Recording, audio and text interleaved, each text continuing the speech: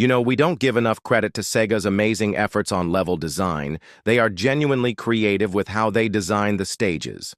And I'm not talking about visuals or graphics. I'm talking about the amount of freedom, branching pathways, and shortcuts they give us. Just about every Sonic game encourages this more or less. What people value in Sonic level design is completely different from one another. But if you ask me, the true values of Sonic level design is not just about maintaining speed or ranking a high score in the end of the stages. No. The true values of Sonic levels is the freedom of exploration in speed-based level design. I also value the amounts of speed you are able to get through level design that enforces platforming. 'Cause you see, most Sonic games are mainly focused on skill. Like how fast can you get through a tower of platforming, or what's the fastest route for cutting down all the fat of platforming and enemies to take out? Sega, in a way, perfectly mixed the platforming elements and how fast you are able to go through them. When Sonic was still in the classic era, it was more or less taboo to have level design that is engaging with platforming and is fast-paced at the same time. That's more or less why people loved games like Adventure 1 and Sonic Generations, because they not only gave you the freedom of pathways and exploration, but they also give you the engagement of platforming. Sometimes level design is so intricate and creatively structured that you are even able to make your own pathways in different situations. How many can confidently say they skipped a good chunk of the tower by deploying a rocket wisp before the big jump? There is always that one level where there is so much platforming that you sit there and think to yourself, this is not a Mario game, I'm supposed to be going fast. It's always going to feel like that, but I guarantee you there will always be an extra pathway or a ramp that just cuts through the level design altogether. To be honest, some of the level design that Sega makes is underrated. You see, the main reason people from 2010 loved Sonic Colors and called it their favorite Sonic games is because of the level of freedom you get even on 2D stages.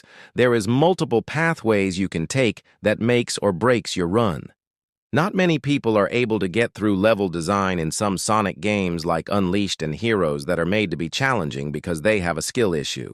People today call Sonic games mediocre or just flat-out bad because they didn't take the effort to broaden their horizons and experiment with pathways that best fit them.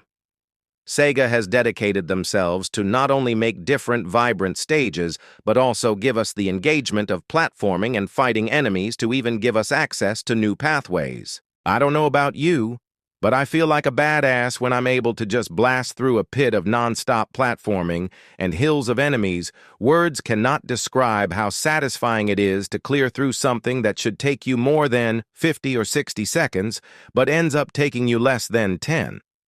I don't value Sonic games like Adventure 2 because they don't give you the effort on branching pathways or the engagement of platforming. It's always the same ramp, the same loops, the same curves. Sometimes to make your own paths in Adventure 2, it takes incredible mastery of spin dashing, bounce jumping, and even then, you'll be fighting its incomprehensible jank anyways. That game has the flattest level design, made to turn your brain off. Adventure 1 takes more consideration of optional routes of speed. Unleashed may be linear, but that game gives me the joy of speed. The night stages enforce exploration. But before I get off track, we need to take consideration of how much understanding Sega and Sonic Team have on Sonic level design, because that shit is overlooked by the fuck-ass opinions of IGN and even people like Shaolov10 who have no idea what the fuck they are talking about. When you talk about the best stages in the Sonic series, half of the list could be filled with Sonic Adventure 2 stages. Obviously, we have City Escape, not only the most iconic first level in like gaming history, but it's like the pinnacle of Sonic level design, right? Listen, I can't do this level justice in this video because I spent all day talking about it, but a personal favorite video of mine by Zoom Zyke called City Escape is peak Sonic game design. He goes into heavy detail on why it's so good. You can't forget about the dangerously catchy Escape from the City. We got Pumpkin Hill, a stage that lends to Knuckles' gameplay perfectly, having an open space to explore while at the same time not being super complicated or tedious like Aquatic Mine. God, bro.